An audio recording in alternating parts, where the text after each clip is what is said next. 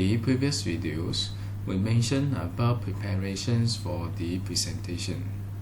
It was mentioned that there are two major parts of the presentations, which are the slides and the verbal presentations.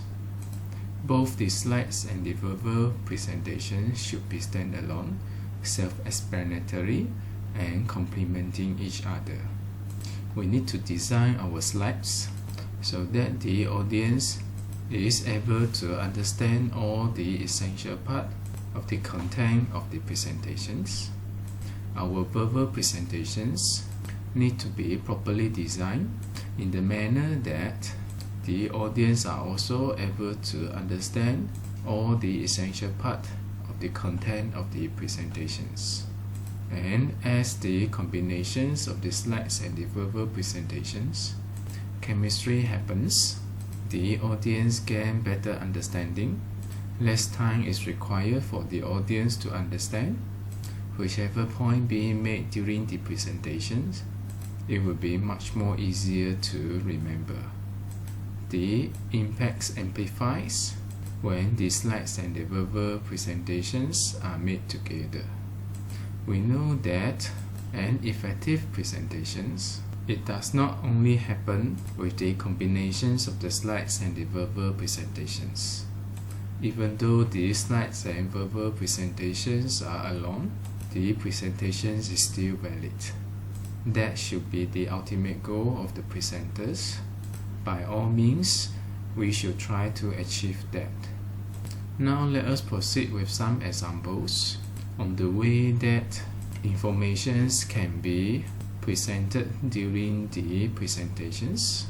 Some of these principles may also be used in technical writings.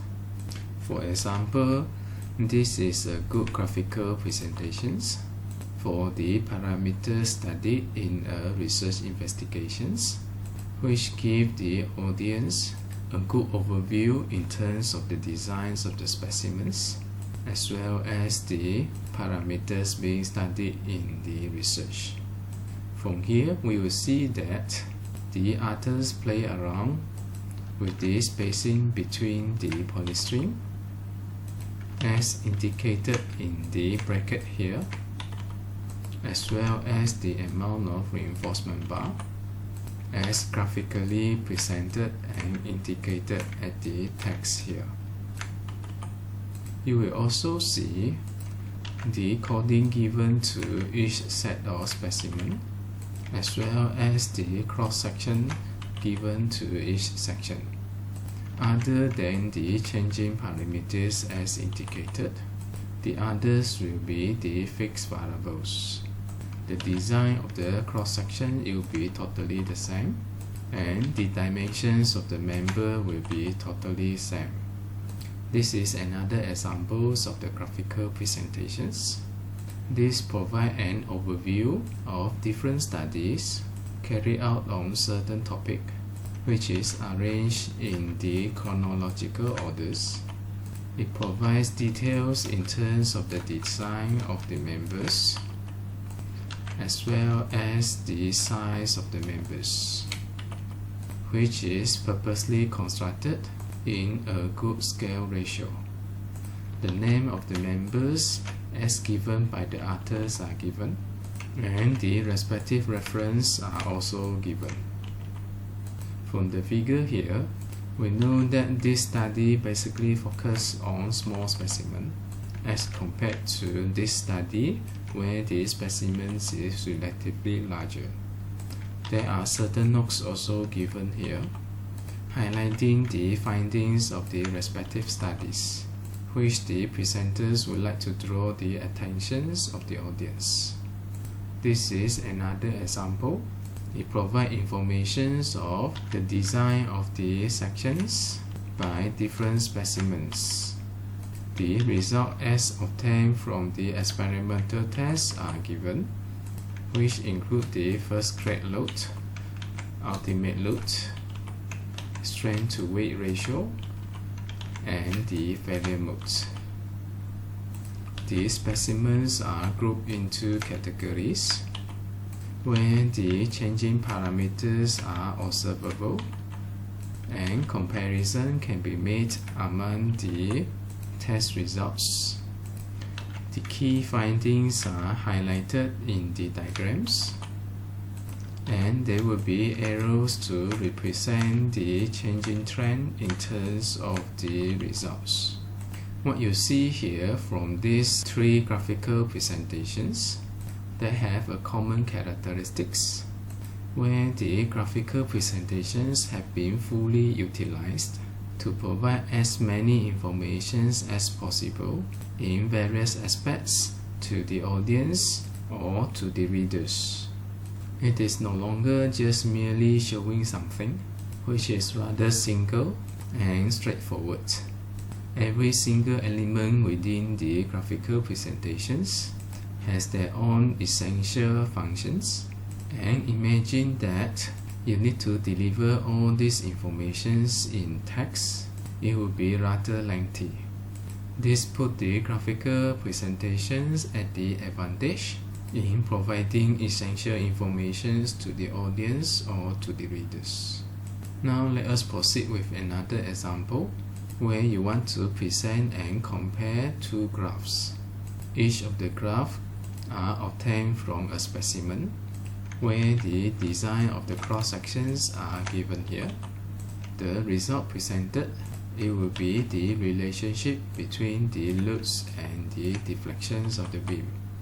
The beam was tested under incremental load until the first crack happened, and then proceed, reaching to the U point, and until the ultimate load.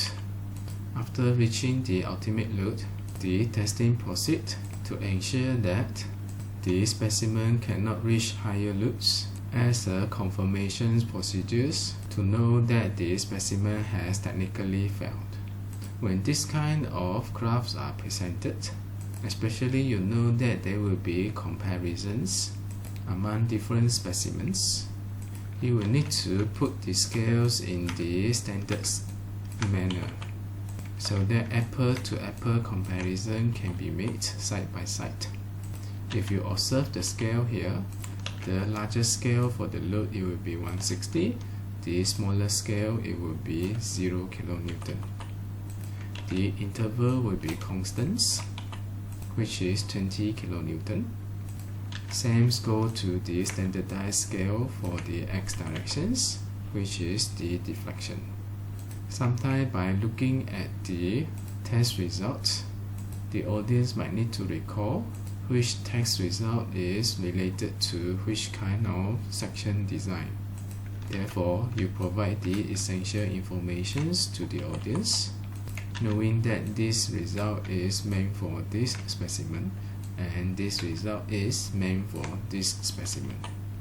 By having everything in proper scale, when you do direct comparison among the specimens, you will know that specimen B is actually performing better than specimen A in terms of the ultimate load.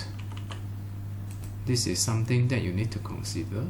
You have to make it easy for the readers to make comparison by themselves, instead of relying on what you have stated, which one is performing better than the other. You need to allow the readers or the audience to cross-check themselves and see for themselves. These are the good characteristics of a good graphical presentations, especially when you want to compare the graphs. You need to set the scale to be similar. Everything needs to be properly labeled. You might need to complement with graphical presentations. And your graph here, if possible, you make it as clean as possible, that you remove the unnecessary lines. You know that graph by nature, the accuracy in terms of the value is not that significant. It is more towards the relative comparison between two.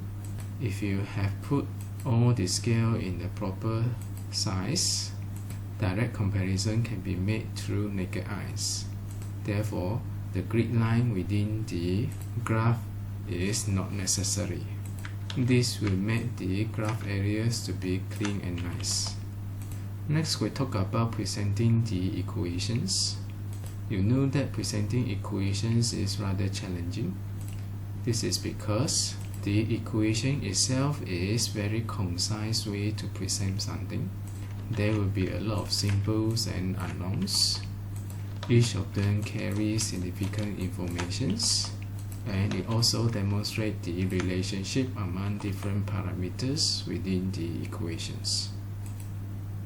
Due to this complexity, equation itself is rather difficult to comprehend. But you know that in engineering research, equations is nearly inevitable. That means no matter what, you will need to present the equations. There are also advantages of the equations. As it is computable, you can actually replace those symbols with proper numbers, and you are able to compute the result based on the equations. This made the equations to be irreplaceable in engineering research.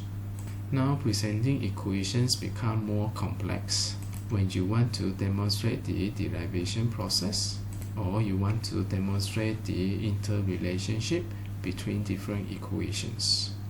In this case, you can actually utilize the advantage of the graphical presentations in presenting your equations.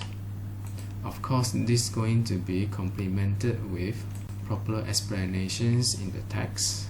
Since now we are focusing on how we can make the presentations of equations more effective, let us look at this example. This is a typical example of the equations used to design a flank beam. You see this diagram in the other course as presented earlier, which is the reinforced concrete design. For those from civil engineering who have taken the reinforced concrete design, they should be familiar with those equations. I shall not go into details of the meanings and informations given by the flow of equation here, but what you can see here, the graphical presentations make it clear are also many equations involved. What are their relationships among each other? They will be checking conditions to decide whether the stress block within the flank or whether the stress block is within the web. This can be graphically presented by the diagram here. And if the stress block is within the flank, this equation should be used. Otherwise, this series of equations will be used. The checking criteria S less or equals to HF. The information of the S is given here, while HF is given here. If necessary, some notes is to be given in order to guide the understanding of the readers.